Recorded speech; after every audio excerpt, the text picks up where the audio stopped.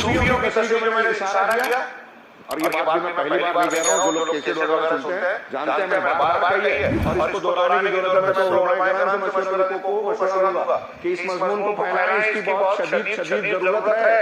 بہت بڑی تعداد ہمارے مسلمانوں کی اس میں گمراہیوں کا شکار ہے اور سننے کو تیار ہی نہیں ہے۔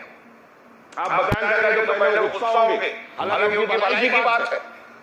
انہوں نے لا الہ الا اللہ تشریح کیا کہ صوفیوں نے جو وحدت الوجودی اور حلولی عقیدے کے ماننے والے ہیں وہ کہتے ہیں لا موجود الا اللہ۔ لا الہ الا اللہ کا مطلب یہ کہ اللہ کے سوا کوئی موجود ہی نہیں ہے، یعنی کائنات میں جو کچھ ہے سب میں اللہ ہی اللہ ہے۔ اس دیوار میں اللہ ہے، اس چھت میں اللہ ہے، اس پنکھے میں اللہ ہے، شیخ میں ہے، آپ میں ہے، مجھ میں ہے، اس بوتل میں ہے، پانی میں ہے، ہر چیز میں اللہ ہے۔ یہاں تک کہ ان لوگوں نے کیا گستاخی کی کہ سور بلی کتے میں بھی اللہ ہے، نعوذ باللہ من ذالک۔